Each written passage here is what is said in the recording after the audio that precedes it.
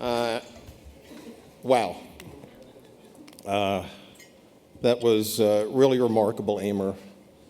I want to just pause for a moment and take it in. I mean, it was really extraordinary. So thank you very much. You know, I've been a member of PAGE since 1999. That's 20 years, and I've been to just about every annual conference. And that means I've seen nearly 40 recipients receive this in the Hall of Fame award. And I sat there in the audience admiring these folks for what they accomplished, many of whom you saw stand up tonight. People like Amer, Tom Martin, Dave Drobis, Dave Sampson, Ray Kocher, John Iwata. And it's in this context that I'm really especially flattered and humbled and appreciative to get this recognition. And it's doubly true tonight because I have the privilege to share the stage with Meryl McDonald.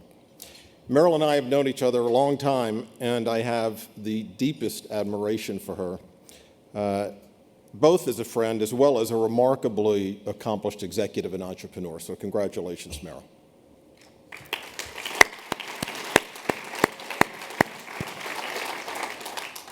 I also want to thank the PAGE nominating committee for putting my name forward. In particular, I want to thank Bill Nielsen, someone I've also known for many years, consider a good friend, and someone who I also have the deepest admiration.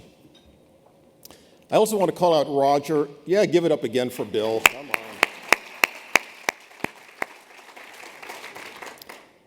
I also want to call out Roger Bolton, our president and my friend. Roger has transformed PAGE over the past 8 years into a global powerhouse.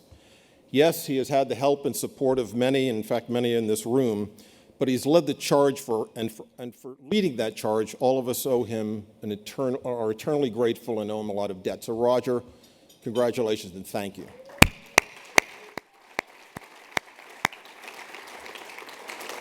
And by the way, in the new member reception, Bill said, nobody ever applauds for Roger. So we'll do it again, Roger.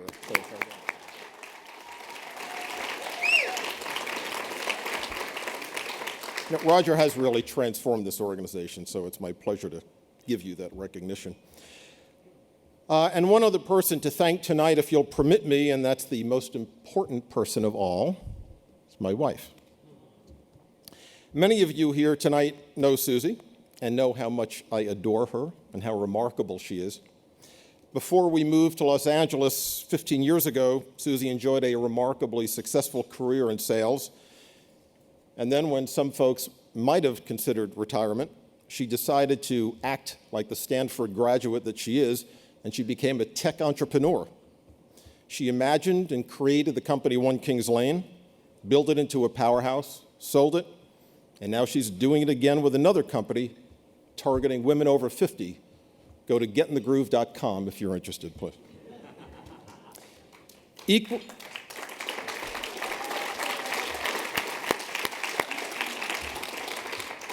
And I'm not even done.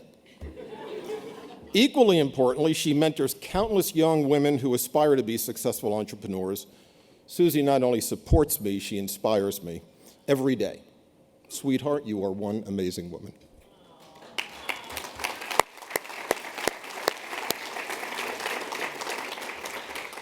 I also want to acknowledge my two amazing daughters who are here tonight, Kimmy and Jackie. I also want to give a shout out to my son and daughter-in-law, Steve and Ariella, who are back in Los Angeles tonight with our two adorable grandchildren. Now, perhaps fortunately for all of you, I don't have much time tonight on the stage, so I'd like to get right into the heart of my remarks.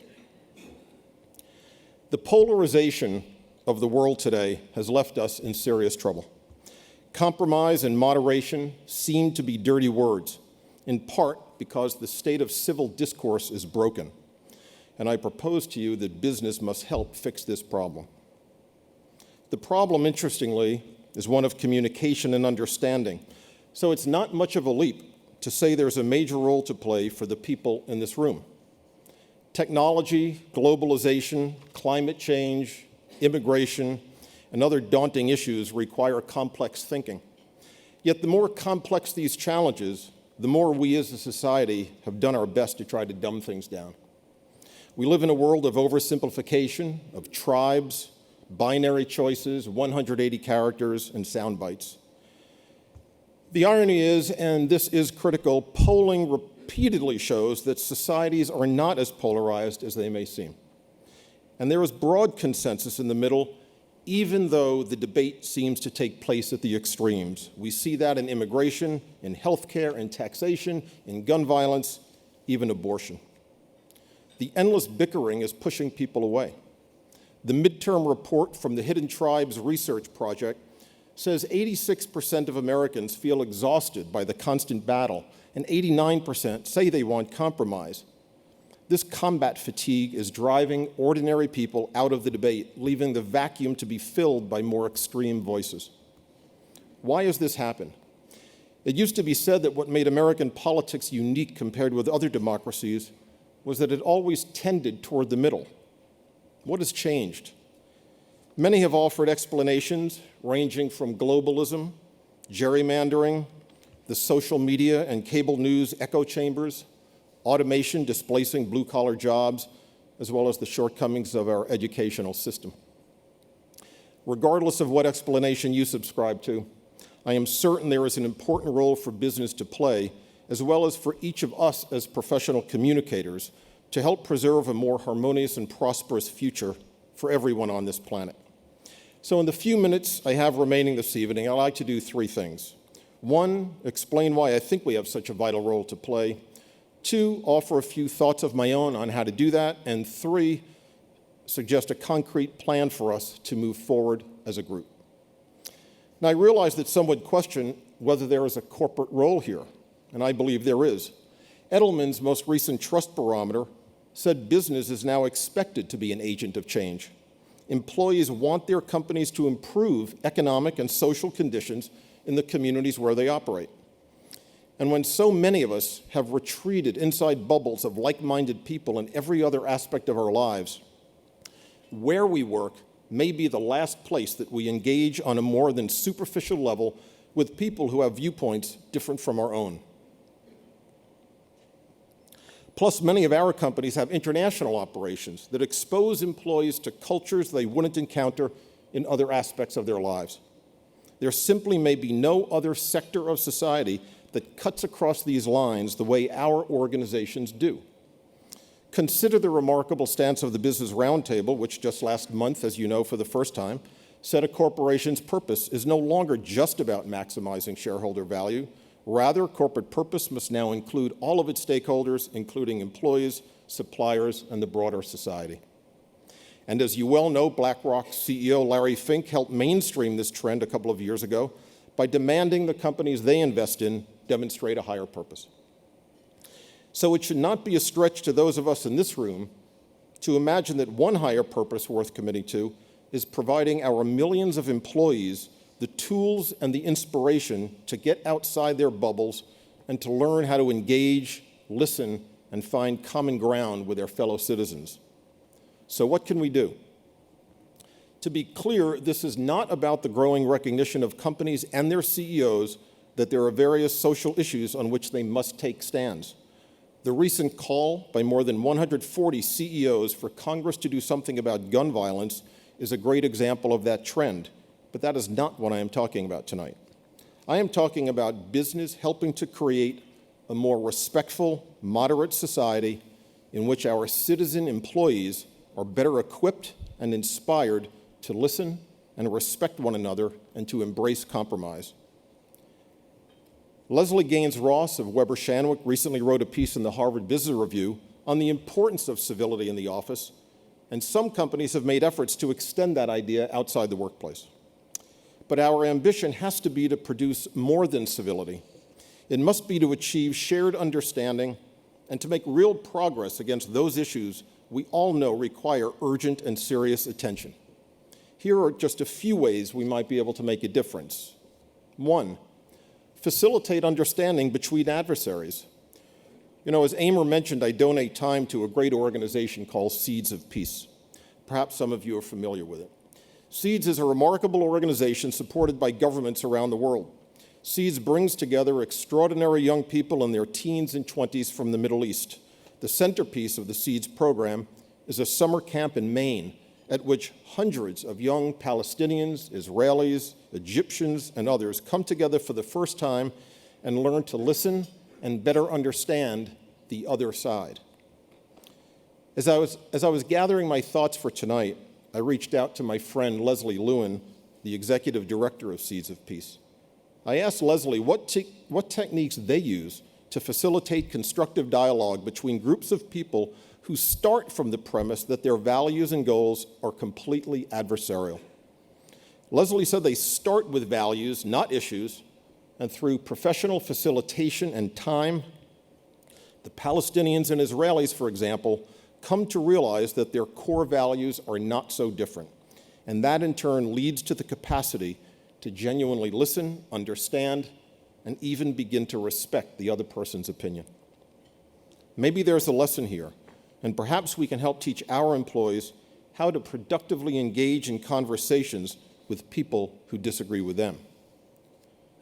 2, let's support education and critical thinking. Former Senator Daniel Patrick Moynihan was famously quoted as saying, "Everyone is entitled to their own opinion, but not to their own facts." Well, you'd never know that by listening to today's public debate.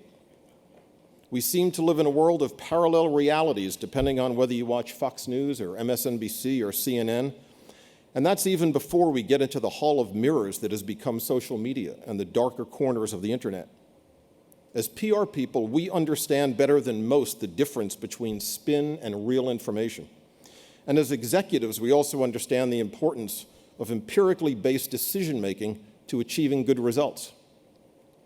So one role our organizations can play is to do more to support education, scientific literacy, and critical thinking. We also need to encourage and support information consumption habits that will get people out of their bubbles and willing to listen critically to other sources of information. As we are increasingly confronted with massive amounts of misinformation online, we need to give people the tools to ask the right questions, assess the truth of what someone is telling them, and even reconsider their own assumptions. Many of you in this room are with companies that actively train employees on unconscious bias, as well as the importance of diversity and inclusion. Would it be such a leap to encourage you to have such training also embrace its value to the outside world as well? And 3, let's apply the Page principles of corporate character. This third idea applies to us as individual communications practitioners. Over the last few years, the Page Society has emphasized the centrality of corporate character and the importance of defining, activating, and aligning values across the organization. That's a major challenge in large and diversified organizations that operate in multiple countries and cultures. Page identified 10 steps in that process, and 4 of them seem especially applicable to what we need to do in our large and diverse society. 1, build on existing values and culture. Acknowledge that we are not starting from scratch. 2, assess the needs and values of all stakeholders, that is, not just those of our own tribe. 3, be inclusive. Everyone should have a role, not just the majority of the majority. And live the values. One way we can live the values is to take all of this personally. We need more Page members running for office. Women and people of color were motivated to run for office in record numbers in recent years, and the profile of our government today, especially the House of Representatives, looks very different than just a few years ago. Maybe some of us should try running for office, and to quote Gandhi, be the change you want to see in the world. These are only a few ideas. I'm sure there are more, and probably many of them are better. We need to seek them out, evaluate them, pick those with the greatest promise, share them with one another, and then work hard to see if they can produce results. Toward that end, I'm announcing tonight my intent to spearhead a worldwide piece of research in which we will ask the world's greatest and most innovative companies to share their ideas as to what's possible and what they are committed to doing to help improve civil discourse.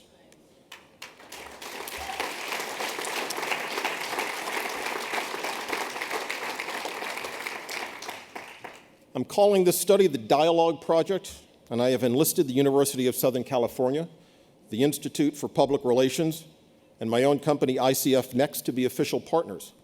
I'm also delighted to have Page's support for this important effort. Such research costs money, and I am pleased to tell you it's already almost fully funded. In just the past few weeks, I spoke with some of my Page colleagues and other corporate friends, virtually all of whom were very supportive of this initiative, and many of whom stepped up to contribute. For that, I am most appreciative. What I promise you is that 1 year from now, I will share with you these companies' best thinking, their commitments, and their activities. All of us in this room have the power to improve civil discourse to make this a better world for our children and our grandchildren. Better communication is not a panacea. Our world faces real challenges, and people's frustration with their government's failure to address them has encouraged extremist voices that echo some of the darkest moments of the 20th century. In that period, following World War and Depression, frustrated and often destitute people turned to demagogues who said democracies were outmoded and incapable of solving the era's problems. They promised a new world order, one that Franklin Roosevelt memorably said is not new and is not order. And we know what happened next. Those voices were wrong then, and they are wrong now. If we are to preserve the kind of world that I believe most of us want, then we must demonstrate that our democratic societies can successfully overcome today's problems while respecting the rights of all people. We once again face the challenge of making compromise, tolerance, and moderation more appealing than the seductive fantasies of extremists. As senior communicators in the world's largest and most admired companies, we have a crucial role to play. Join me, and let's get to work. Thank you.